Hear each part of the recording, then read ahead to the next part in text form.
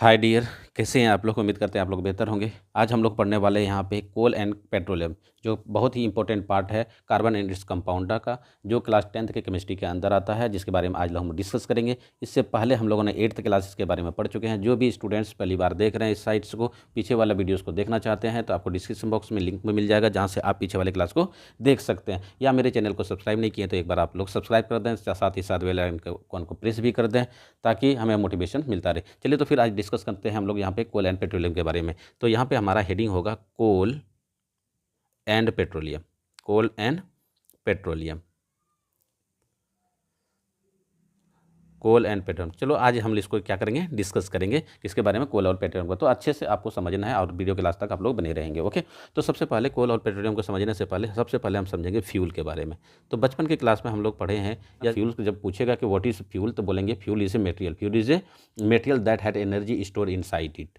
तो इस चीज़ को डिफाइन कर सकते हैं, तो क्या लिख सकते हैं यहाँ पे, फ्यूल इज एनर्जी। फ्यूज क्या लिखेंगे, fuel is a material, fuel is a material, fuel is a material that has energy, that has energy stored inside it, inside it. ये पहली पॉइंट है, ये बोल सकते हैं। दूसरी पॉइंट हम लोग जो याद रखेंगे इस चीज़ में, कि जब हम फ्यूल्स को बर्न करते हैं तो वो क्या करता है, एनर्जी को रिलीज़ करता है, और किस फॉर्म में करता है, हीट के फॉर्म में। इस पॉइंट को भी आप लोगों को याद रखना है। When fuel when fuel is burned, जब the energy is released, the energy is released in the form of, in the form of heat, in the form of heat. इस पॉइंट को भी आप लोगों को याद रखना है। दूसरी चीज़ें जो यहाँ पे, तीसरी जो पॉइंट हम लोग डिस्कस करने वाले हैं, जो फ्यूल्स होता है वो दो फॉर्म में पाया जाता है, दो स्टेट में पाया जाता है। एक होता है आपको फ्री स्टेट में, एक किसमें पाया जाएगा, फ्री स्टेट में पाया जाएगा। दूसरा जो आएगा आपका कंपाउंड स्टेट में पाया जाएगा। कार्बन जो है, देखो जो भी फ्यूल्स है उसमें कार्बन अवेलेबल होगा, तभी वो हीट प्रोड्यूस करेगा। वो जब हम उसको बर्न करेंगे तो वो हीट प्रोड्यूस करेगा। फ्री स्टेट में कहाँ कहाँ पे आपको देखने के लिए मिलेगा, आपको कोल के फॉर्म में मिलेगा, अच्छा चारकोल के फॉर्म में मिलेगा, इस चीज़ को याद रखिएगा। और कंपाउंड के फॉर्म में अगर हम लोग बात करें तो आप लोगों ने पढ़ा होगा एलपीजी गैस, ठीक है। एलपीजी में आपको देखने के लिए मिलेगा, आपको उसके साथ साथ पेट्रोलियम या किरोसिन में देखने के लिए मिलेगा, किरोसिन में देखने के लिए मिलेगा। उसके साथ ही साथ आपको किस में मिलेगा, आपको डीजल में भी देखने के लिए मिलेगा। किस में, डीजल में, या नेचुरल गैस में भी देखने के लिए मिलेगा, नेचुरल गैस में भी देखने के लिए मिलेगा। ओके, इस तरह से बहुत सारा एग्जांपल है जहाँ पे आपको जो फ्यूल्स है वो कंपाउंड स्टेट में देखने के लिए मिल जाएगा। और फ्री स्टेट में आप दो याद रख लेंगे, एक कोल मिल जाएगा, एक चारकोल मिल जाएगा। इन दोनों को याद रखिएगा। अब एक क्वेश्चन, चौथी पॉइंट जो याद रखने वाला है यहाँ पे, जब हम फ्यूल्स को बर्न करते हैं, इन जनरल फ्यूल जिसमें कार्बन अवेलेबल होता है, तो कैसे वो एनर्जी को रिलीज़ करता है। जब हम कार्बन को ऑक्सीजन के प्रेजेंस में, किसके प्रेजेंस में, ऑक्सीजन के प्रेजेंस में जब हम इसे हीट करते हैं, क्या करते हैं, इसे हीट करते हैं, ठीक है, बर्न करते हैं, तो यह कार्बन क्या करता है, ऑक्सीजन के साथ कंबाइन हो जाएगा और क्या बना देगा, CO2 बना देगा। इसको क्या बोलते हैं, कार्बन डाइऑक्साइड गैस बना देगा, ठीक है। और साथ ही साथ क्या करेगा, ये हीट को रिलीज़ करेगा। क्या करेगा, अपनी एनर्जी को किस फॉर्म में रिलीज करेगा, हीट के फॉर्म में। और साथ ही साथ लाइट भी प्रोड्यूस करेगा, और हमने पढ़ा है कि light is a form of energy. इस तरह से ये दोनों क्या है, एनर्जी का ही फॉर्म में है, एनर्जी का ही क्या है, फॉर्म में है। तो आपने देखा ये सफिशिएंट ऑफ अमाउंट ऑफ अगर ऑक्सीजन अवेलेबल रहेगा और कार्बन को जब हम हीट करेंगे तो ये कार्बन कन्वर्ट हो जाएगा किस में, कार्बन डाइऑक्साइड में। लेकिन अगर इनसफिशिएंट अमाउंट ऑफ ऑक्सीजन रहेगा तो कार्बन कन्वर्ट हो जाएगा किस में, कार्बन मोनोऑक्साइड्स में, ठीक है। इसलिए sufficient of amount of oxygen अगर रहेगा तो आपको ज़्यादा हीट और ज़्यादा हीट आपको, मतलब ज़्यादा एनर्जी आपको मिलने वाला है। इसलिए जब हम क्या करते हैं, किसी फ्यूल्स को बर्न करते हैं तो वहाँ पे हम ऑक्सीजन की सप्लाई को भी देखते हैं कि ऑक्सीजन की प्रॉपर सप्लाई हो रहा है कि नहीं हो रहा है। अगर अच्छे से सप्लाई नहीं होगा तो क्या होगा, वहाँ पे ज़्यादा स्मोक प्रोड्यूस होगा। कार्बन को जब बर्न करोगे तो ज़्यादा स्मोक प्रोड्यूस होने वाला, मतलब ज़्यादा कार्बन डाइऑक्साइड प्रोड्यूस होने वाला है। ओके, अब यहाँ पे नेक्स्ट पॉइंट हम लोग डिस्कस करने वाले हैं फॉसिल फ्यूल के बारे में। तो यहीं पे इसी में फ्यूल्स हमने पढ़ लिया, उसके साथ साथ हम लोग क्या डिस्कस कर लेंगे, यहाँ पे फॉसिल फ्यूल के बारे में डिस्कस कर लेते हैं। तो चलो यहाँ पे हेडिंग डालते हैं क्या, फॉसिल फ्यूल। Fossil fuel. अच्छा, यहाँ पे समझेंगे फॉसिल फ्यूल, ये तो हमने फ्यूल पढ़ा। फ्यूल क्या भाई? फ्यूल हमारा हमने पढ़ा कि वो एक मटेरियल है जिसके अंदर एनर्जी स्टोर्ड होता है। जब हम उसे बर्न करते हैं तो एनर्जी को रिलीज़ करता है in the form of heat and lights के फॉर्म में रिलीज़ करेगा। फ्यूल दो स्टेट में पाया जाता है, एक फ्री स्टेट में, एक कंपाउंड स्टेट में। जो फ्री स्टेट होता है उसे कोल बोलते हैं, जो कंपाउंड स्टेट होता है एलपीजी, केरोसिन, नेचुरल गैस, जिससे क्या होता है कंपाउंड स्टेट बोलते हैं। जब हम कार्बन को हीट करते हैं तो कार्बन डाइऑक्साइड बना फॉर्म करता है, साथ ही साथ लाइट के साथ क्या करता है हीट को भी प्रोड्यूस करते हैं। अब हम लोग डिस्कस करने वाले हैं यहाँ पे फॉसिल फ्यूल के बारे में। तो ये थोड़ा सा लिटिल बिट डिफरेंस है, लेकिन है तो फ्यूल। यहाँ पे देखो फॉसिल भले ही हो, ये क्या है फ्यूल है, तो इसका मतलब है इसको भी बर्न करेंगे तो इससे भी क्या होगा एनर्जी रिलीज होगा। तो ये कैसे ऑब्टेंड होता है, पहले कुछ एग्जांपल है उसको हम लोग समझ लेते हैं कि फॉसिल फ्यूल कहते हैं किसको है। ठीक है, जैसे आपने पढ़ा होगा कोल, क्या पढ़े होंगे? कोल पढ़े होंगे। उसके साथ आपने पेट्रोलियम पढ़े होंगे, क्या पढ़े होंगे? Petroleum, petroleum. ठीक है, तो ये पेट्रोलियम। और उसके साथ आप लोगों ने पढ़ा होगा क्या? नेचुरल गैस, क्या पढ़े होंगे? पेट्रोलियम, यहाँ पे गलत है, पेट्रोलियम, और ये क्या हो जाएगा? नेचुरल गैस, नेचुरल गैस और एटसेट्रा। ये सब किसका एग्जांपल था? फॉसिल फ्यूल के बारे में। तो फॉसिल फ्यूल का अगर कोई डिफिनेशंस पूछ ले कि what is the fossil fuel, तो क्या करेंगे, कैसे डिफाइन करेंगे? तो लिखेंगे fossil fuel is the remains of the fossil fuel, fossil fuel is the remains of prehistoric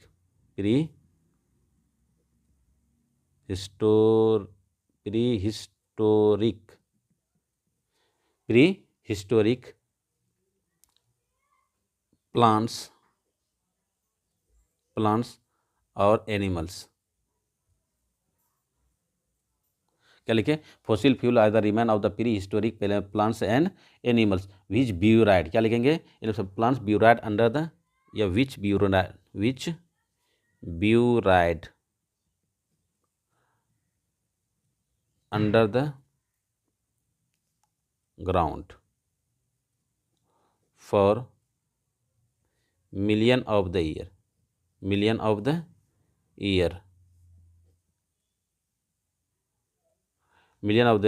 and convert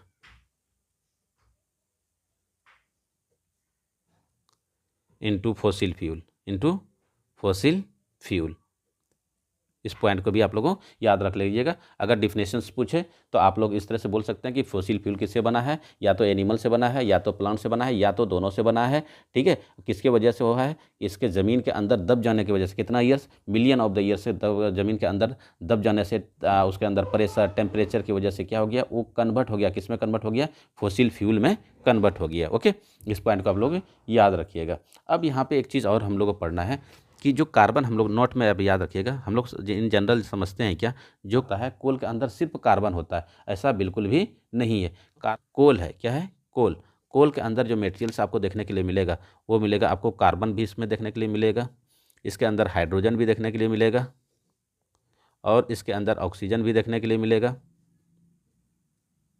उसके अंदर स्मॉल अमाउंट, ये तो ज़्यादा अमाउंट में ये सब देखने के लिए मिलेगा, लेकिन स्मॉल अमाउंट आपको क्या देखने के लिए मिलेगा?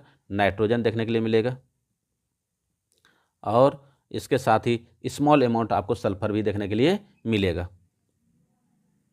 सल्फर कंपाउंड, क्या मिलेगा? Sulphur compound. तो आपने क्या देखा यहाँ पे, इसमें इसके अंदर एक और चीज़ें जो याद रखना है वो है इसके अंदर एक फ्री कार्बन भी देखने के लिए मिलता है, फ्री कार्बन भी देखने के लिए मिलेगा। किसके अंदर भाई?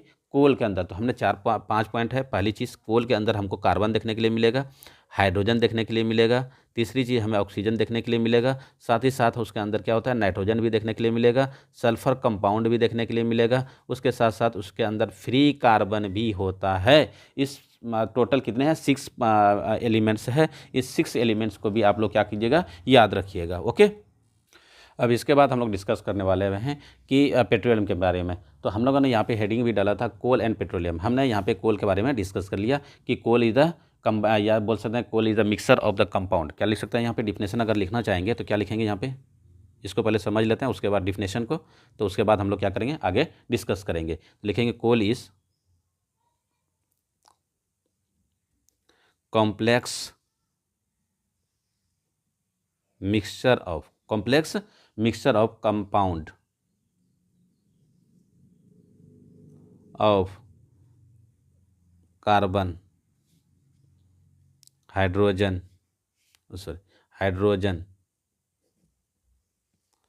Oxygen and oxygen, some free carbons, some free carbon with small amount of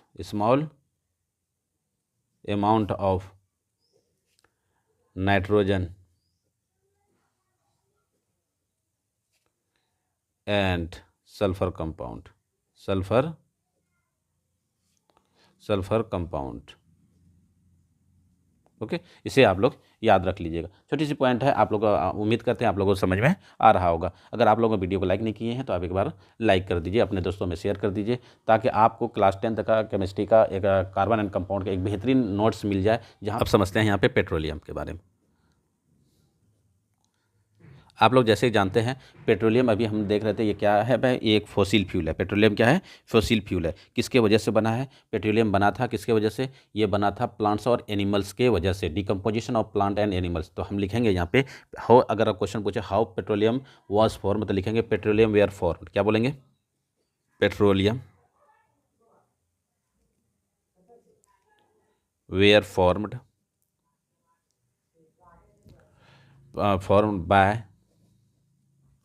by the decompositions of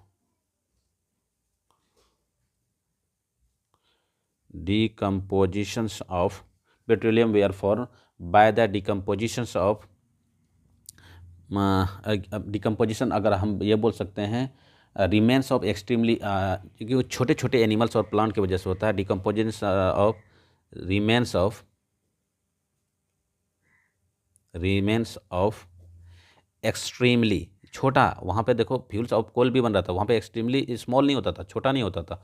यहाँ पे उसमें कोई भी तरह का चल सकता था। यहाँ पे क्या होता है, बड़ा और छोटा पे आपको कंसीडर करना होता है कि बहुत ही छोटा छोटा जो प्लांट होता है समुद्र के अंदर, या जो एनिमल्स होगा समुद्र के अंदर, उसके मरने की वजह से क्या हो गया, धीरे धीरे उस ज़मीन के अंदर समा गया, और उसके वजह से वो किस में कन्वर्ट हो गया? पेट्रोलियम में कन्वर्ट हो गया। तो लिखेंगे remains of extremely small animal and plants buried under the sea and form petroleum। Okay, तो हमने यहाँ पे क्या लिखा कि पेट्रोलियम वायर जो है फॉर्म होता है by decomposition of the remains of the actually small plant and animals buried under the sea million of the year ago. ये भी लिख सकते हैं मिलियन ऑफ द ईयर एगो। इतना दिन का जमीन के अंदर, क्योंकि मिलियन ऑफ द ईयर की वजह से, दबने की वजह से किस में कन्वर्ट हो गया? पेट्रोलियम में कन्वर्ट हो गया। ओके, इस पॉइंट को आप लोग याद रखिएगा। अब हम लोग जो पढ़ने वाले हैं, यहाँ पे पढ़ने वाले हैं, जब हम फ्यूल्स को बर्न करते हैं, क्या करते हैं? फ्यूल्स को जब हम बर्न करते हैं तो कुछ फ्यूल्स ऐसे होते हैं जो बर्न होता है किसके फॉर्म में? फ्लेम में बर्न होता है, और कुछ क्या होता है विदाउट फ्लेम में बर्न होता है। तो कौन सा ऐसा फ्यूल्स है जो फ्लेम फॉर्म करेगा, और कौन ऐसा फ्यूल्स है जो आपका क्या बोलते हैं, फ्लेम को फॉर्म नहीं करेगा? तो यहाँ पे जब हम पेट्रोलियम, जो भी हमारा यहाँ पे फ्यूल्स है या फॉसिल फ्यूल्स देते हैं, फॉसिल रहे या सिंपली फ्यूल रहे, ठीक है। अब यहाँ पे जब हम इसे क्या करेंगे, दो तरीके से ये होगा। एक होगा ये बर्न करेगा विद फ्लेम, और एक होगा बर्न होगा, ठीक है। और वो कैसा होगा? विदाउट फ्लेम में होने वाला है। वो यहाँ पे लगेगा बर्न विदाउट फ्लेम। ओके, अब यहाँ पे एक चीज़ है, कौन सा ऐसा फ्यूल्स है जो फ्लेम के साथ बर्न होगा, और कौन सा ऐसा फ्यूल्स है जो विदाउट फ्लेम में बर्न होगा? तो आप इस चीज़ को भी याद रखें। जैसे वैक्स और किरोसिन, जैसे मतलब ऐसे सारे फ्यूल जिसको अगर हीट कियो और वो क्या हो, हीट करने के बाद वो गैसियस फॉर्म में कन्वर्ट ना होता हो, तो वो ऐसे फ्यूल से जब बर्न होगा तो वो जो जलेगा तो वो कभी भी फ्लेम फॉर्म नहीं करेगा। जैसे कि आप अगर हम लोग याद रखना चाहें, जैसे आपने देखा होगा कोल के बारे में, ओके, तो ये जब हम इसको बर्न करते हैं तो क्या करता है, ये जब बर्न तो होता है पर ये क्या होता है, विदाउट फ्लेम। लेकिन अगर आप लोग यहाँ पे बात करें वैक्स की बात करें, वैक्स को जब हम हीट करते हैं तो गैसियस फॉर्म में कन्वर्ट हो जाता है, तो ये हीट क्या करता है, फ्लेम को प्रोड्यूस करता है। या तो हम ले लेंगे यहाँ पे वैक्स के साथ साथ हम लोग ले लेते हैं किरोसिन को। किरोसिन को जब भी हम हीट करते हैं वो गैसियस फॉर्म में कन्वर्ट हो जाता है और वो क्या फॉर्म कर लेता है आपका, वो भी फ्लेम के साथ जलने लगता है। इसके अंदर जो भी पेट्रोलियम ले लीजिए, जो भी पेट्रोलियम का कंपाउंड है उसको जब आप हीट कीजिएगा तो वो गैसेस फॉर्म में कन्वर्ट करेगा और वो फ्लेम के साथ बर्न होगा। और कुछ ऐसा कंपाउंड है, फ्यूल्स है, जिसको बर्न कीजिएगा तो फ्लेम प्रोड्यूस नहीं करेगा। अब ये फ्लेम्स जो होता है, ये फ्लेम दो तरह का होता है। फ्लेम कितने तरह का होता है, दो तरह का। एक फ्लेम होगा आपका ब्लू कलर का और दूसरा फ्लेम होगा येलो कलर का। तो ब्लू फ्लेम कब बनता है, ब्लू फ्लेम के साथ बर्न होगा, और एक होगा येलो फ्लेम के साथ। क्या होगा, येलो फ्लेम के साथ बर्न होगा।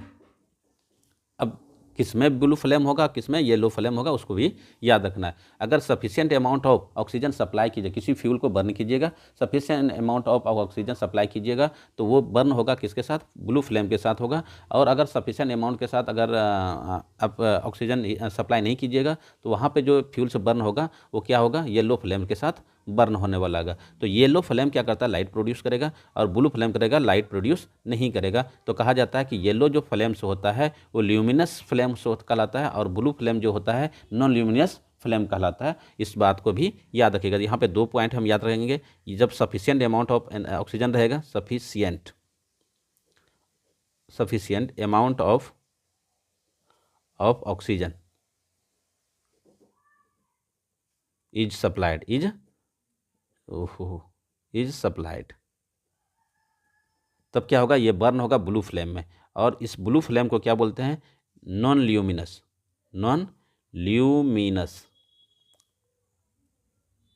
फ्लेम भी बोलते हैं। क्यों, ये लाइट प्रोड्यूस बहुत ही ना के बराबर करता है, बहुत ही कम अमाउंट में करता है। दूसरी चीज़ है यहाँ पे येलो फ्लेम। येलो फ्लेम की अगर बात करें तो ये क्या होगा,